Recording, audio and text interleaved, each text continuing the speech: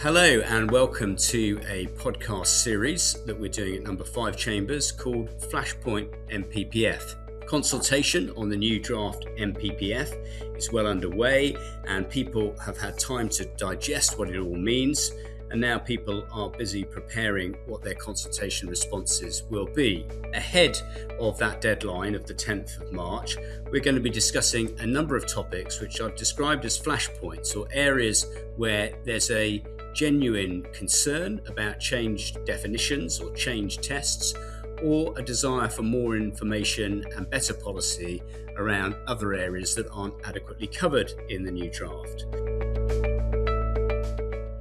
I'm joined now by Julian Forbes-Laird, who is a tree and woodland consultant, or arboriculturalist if you prefer, from FLAC, well known to everybody in the industry for all his innovative work around looking at trees and looking at woodlands, including his Raven methodology, which has been considered an appeal and adapted and changed. I'm also joined by Jessica Allen, junior barrister at number 5, and we're going to talk about the topic of veteran trees, which changes in terms of the definitions in the NPPF.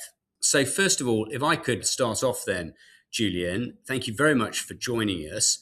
And the first issue is, what is the current definition in the 2024 version of the NPPF, and how does that change? So thanks very much for having me on the podcast series. Great to be a part of this. So the current definition is, and I'm going to slightly praise it to the key points, is trees which are old relative to others of the same species, and the age, size, and condition of which confers exceptional value, mainly for biodiversity, but also for cultural or heritage reasons as well. Good, thank you. So if we look at changes in the definition, where do we look for the changes? Where have they come from? And what is the new wording? Perhaps it might be helpful to start with a little bit of archaeology. The first edition of the framework, of course, was 2012 under the coalition government, and that had a definition of ancient trees, which is veteran trees, which is similar to what we have now, except it was age, size, or condition. Value was still exceptional.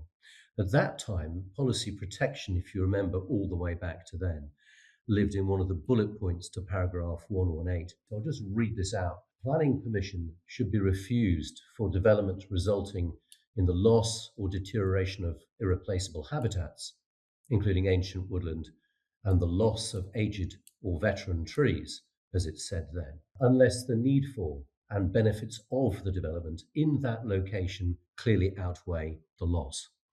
So that was the policy framing at the time, and it was a high level of protection.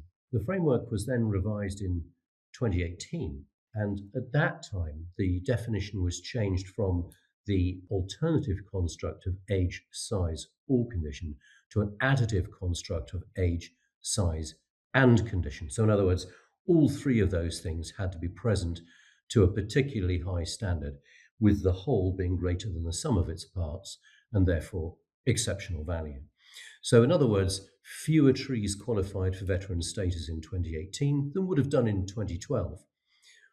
But we can't look at this in isolation. We need to look at the policy at the time as well. And the policy protection got massively tighter in 2018. And now we have definition and policy to date, which are the same. Definition still additive construct, age plus size plus condition, and policy wholly exceptional reasons. Wholly exceptional reasons to justify loss or deterioration, and also suitable compensation must be provided. That wholly exceptional reasons test is explained in a footnote to the policy as effectively infrastructure projects, or at any rate where there is a clear exceedance of public benefit over harm. So it's a very high bar. And actually, if you look at the test for protection for triple SIs, ancient woodland and veteran tree have stronger protection now than a triple SI, even though both of those things may not be of triple SI quality. It's a slight wrinkle in the policy hierarchy there, but it's a very much higher level of protection and fewer veteran trees. So it balances out overall. We now have the draft framework, and the draft framework retains the same very high level of policy protection, but reverts back to the 2012 construction of age, size, or condition. So in other words, a tree can be a veteran simply because it is old, or large, or has significant habitat features, to paraphrase the meaning of the word condition. What this means is it no longer requires to be the sum of its parts. So the effect of this is it changes the meaning of exceptional. So exceptional today is really exceptional. There's not very many trees that meet those criteria of age, size, and condition, but approximately three, maybe more, four times more trees will meet the test under the new definition, where you break it down into age or size or condition. So in other words, the meaning of exceptional under the draft framework is significantly diluted. So we find it in the glossary under the term ancient or veteran trees, and that definition is changing to be consistent with the PPG and to be consistent with what was the previous 2012 version of the definition in the NPPF. Yes, that's right. But what we now have is significantly higher numbers of veteran trees are going to be requiring the same very high standard of protection as fewer veteran trees now. In other words, the constraint nationally is going to triple or something like that. So, Julian, what we're dealing with here is the NPPF, and at the moment, what we've got in paragraph 193, part C, is development resulting in the loss or deterioration of irreplaceable habitats such as ancient woodland and ancient or veteran trees should be refused unless there are wholly exceptional reasons and a suitable compensation strategy exist. In the new draft NPPF, we've got obviously these proposed policies, and NE6 Part 2 says, irrespective of the site's status in nature conservation terms, development proposals which would entail the loss or deterioration of irreplaceable habitats, again, such as ancient woodlands and ancient and veteran trees, should be refused unless there are wholly exceptional reasons and a suitable compensation strategy. So we have the same test in the NPPF, but the difference lies in the definition in the glossary, which is the definition of ancient and veteran trees. Is that right? Yes, exactly. It's a broader definition in the proposed framework. And can I just ask you, what's the difference between ancient trees and veteran trees? So ancient trees are quite simply the oldest subset of veteran trees. So let's say you have a population of 100 veteran trees, and most of them are mature trees or getting on in years. Perhaps they're a quarter of the way through their lifespans, maybe a third of the way through their lifespans. The ancient trees are the much older ones, or maybe 2, 3, or 4 out of that cohort of 100, for example. I think we just need to be clear about one thing. Ancient trees are almost certainly not going to change in number by the definition changing, because they're going to qualify under either regime. Almost certainly, almost certainly. Okay, I'll hand over to Jess then. Yes, thank you, Julian. Really interesting observations. And could you just elaborate for us a bit more? You already have touched on this, but what then are the implications that we're likely to see if those changes as being consulted on actually then come forward in the near future? So the first thing to drop back to is that in relation to veteran trees under the 2012 framework, they were protected just against loss, not deterioration as well. The policy protection now captures deterioration.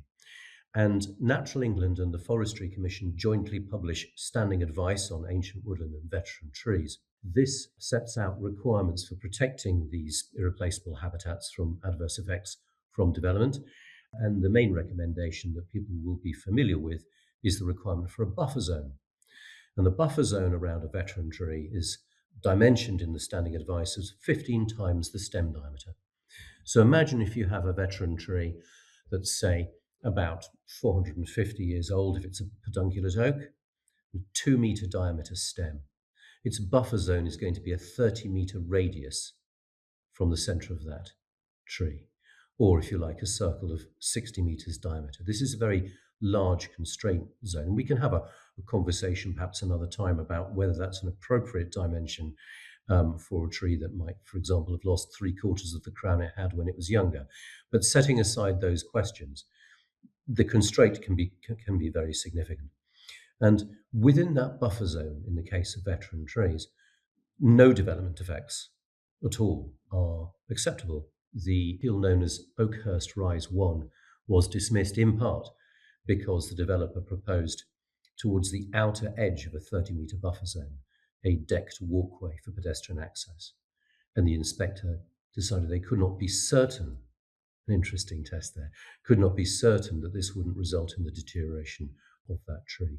So it's an extremely tightly framed constraint within the standing advice. And if you triple, essentially overnight, the number of trees that are going to be subject to that very high protection and strict constraint, this is going to have a significant effect on all aspects of development. For example, if you have a hedgerow tree on a site frontage that becomes classified as a veteran, and the only site access would go through that veteran tree's buffer zone, no amount of fancy engineering is going to get round the standing advice prohibition against any form of development in the buffer zone. So suddenly you don't have a site where you have a significant population of trees which are suddenly veterans, or deliverability, feasibility, viability. All of these issues are going to be significantly impacted if the constraint dramatically increases. Yeah, quite dramatic effects then, possibly for sites that have already potentially had these matters looked at, in the past, maybe the very distant past, and suddenly having already assessed these sites for deliverability, there are then new issues that come about because of this in terms of reduction of the site area that can be developed and so on. Potentially very significant impacts for many sites that are in the pipeline at the moment. And so then, Julian, just turning to this question of exceptionality, how does one go about identifying whether one of these trees has exceptional value? Let's start with the slightly abstract values referred to in the definition of cultural or heritage values. I think, broadly speaking, they're probably the same. But let's just deal with those first. I used to be a tree surgeon, so I used to be on the tools, actually climbing these things and pruning them rather than just pontificating about them and recording podcasts about them and what have you. And I had the great privilege to work on a cypress tree that was planted by a chap called Lord Redesdale, who was the father of the Mitford sisters. And what conferred a certain degree of special value on this particular tree was that Lord Redesdale, when he was a boy, was taken to the Duke of Wellington's funeral by his father.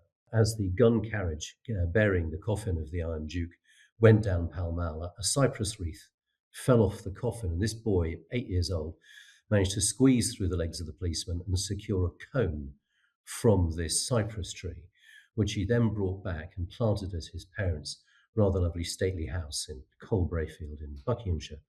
And it was that cypress, it was Duke of Wellington's cypress. So there's no question that that's got extremely high cultural and heritage value. So that's the sort of exceptionality we might be talking about under those terms. Similarly, you might have an exotic tree, one of the first trees grown from seed brought back by one of the great plant hunters, say from the Pacific Northwest. I'm thinking of the Douglas fir. Imagine Douglas brings back some cones and they plant a seed. And you then have one of the oldest Douglas firs in the British Isles.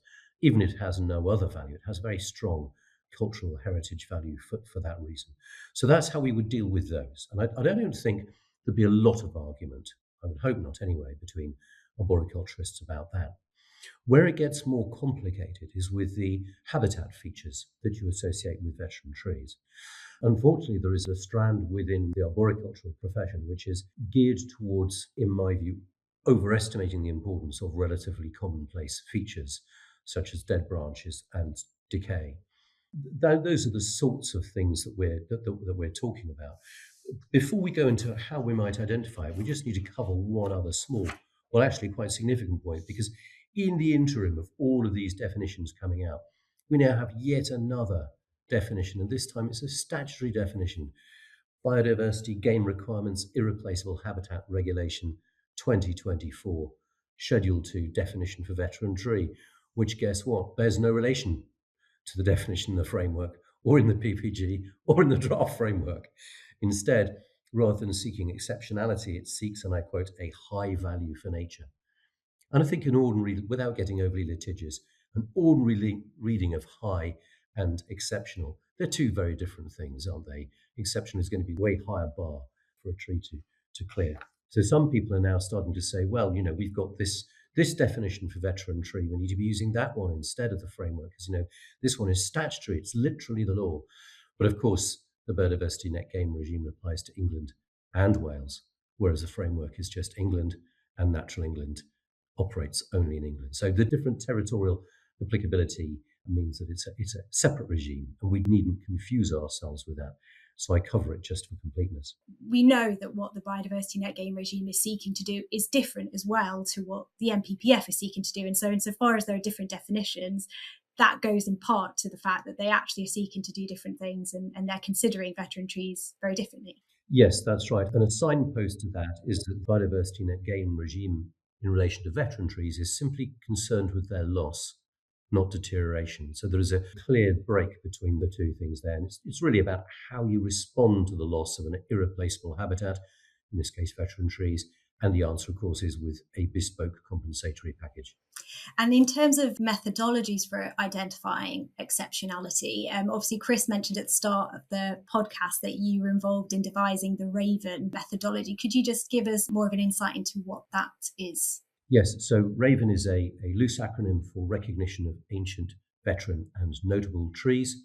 RAVEN is designed to take the definition in the framework at Annex 2 and set it out into an easy to follow, transparent and repeatable system for the field identification of trees as ancient, veteran and notable. It was examined at 2 or 3 appeals where the inspectors were satisfied that it was a suitable method. It became criticised somewhat by Inspector Boniface in the M42 MSA co-joined appeals, and then it was criticised more severely by Inspector Woodwards at Brislington Meadows, which is why it's now in its second edition, which picks up on Inspector Woodward's points and slightly adjusts the method to reflect those. So if you ask the question, how do you identify a veteran tree? My answer is you take RAVEN 2 and you apply it to the tree at hand. And if it meets the criteria in RAVEN 2, then you have a veteran tree for planning purposes in England, which is about as far as we can go today. So, Julian, bringing all that together, all that expertise and all that knowledge, the real thing that listeners will be interested in is, what does this mean for my next application or the sites that developers have in their portfolio, whether it's land promoters, house builders or others? And that's really the question I want to ask you. What are the implications in terms of what this might mean, and what should people be doing about it? Yes. So in terms of the implications, I mean, you might have a site that's allocated. Well, you now can't get an access into that site because you've got a veteran tree in the way. A site allocation is not going to be a wholly exceptional reason. So if you don't have an access, you don't have a site, as we all know. You might have got an outline consent and you turn up for your reserve matters and they say, well, hang on a minute, that tree there is now a veteran. So no, you can't do that. It's really significant implications potentially. In terms of what one should do to respond to this, of course, there is the NPPF consultation.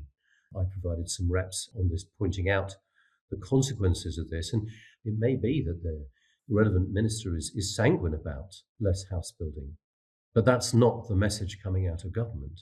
But that's what we're talking about. The reason I target house building is if you have a large scheme like, I don't know, a railway station or a major road junction or a regionally important logistics hub. So responding to the consultation, pointing out that the effect of the change is inevitably going to be downward pressure on housing delivery, particularly in rural sites which, by the way, are no longer going to be grey belt potentially, because of course ancient woodland of veteran trees, and we're talking about the latter today, is a footnote 7 asset, which according to the grey belt definition potentially disapplies grey belt from being the classification used. So many knock-on effects have to be dealt with here, and I think this should be pushed through with consultation responses.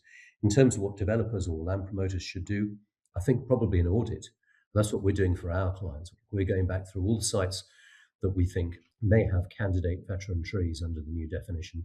And this is why when I say 3 or 4 times the number, that's what we're finding. That one site, for example, had no veteran trees on. At the moment, it will acquire 3, one of which compromises the site access, appeal with which I believe you may be assisting, Mr. Young. So these are pretty significant matters. So do an audit. So you need to have your sites audited to see what your exposure is to this. And this will probably provide the motivation, I would think, for a robust consultation response on the framework. And if the developer community does get behind this concern and expresses it en masse and with a loud voice, then hopefully the definition will remain as it currently is at the moment. And I suppose one of the consequences that we might see from this change in the definition and it becoming more expansive, as you've explained, is that there may be almost a devaluing, would you say, of the value of these veteran trees, and that could have some consequences that others might not think of at this moment? Yes, exactly. And it goes to the point I made earlier that exceptional cannot mean the same if you have three times as many things which are regarded as exceptional. So it does do exactly as you say, it devalues the currency. And then downstream, we then have unintended consequences from this. You'll be familiar, I'm quite sure, with the great efforts that wildlife professionals go to protect the nests of ospreys and golden eagles and so forth. Well, you simply couldn't provide the same standard of protection to the nests of starlings and sparrows. I'm reducing it to the assert just to get the point across that if you have more things that require the same high level of protection, something has to give. And I suspect what may give is the level of policy protection may ultimately become weaker. And so you have actually a net downward pressure on your highest value assets simply by multiplying them with less worthy examples. And I suppose to that point, yes, what you're suggesting is that we might have this change in definition today or this time round, and then years down the line when we've got this more established new definition of veteran tree, we might think actually the policy protection is very high for what we're saying these things are valued for. Yes, exactly, particularly where you have the hierarchical difficulty. No single veteran tree is going to merit classification as a triple SI, and yet a single veteran tree has higher protection in the framework as it stands now and is proposed than a triple SI. This can't be right.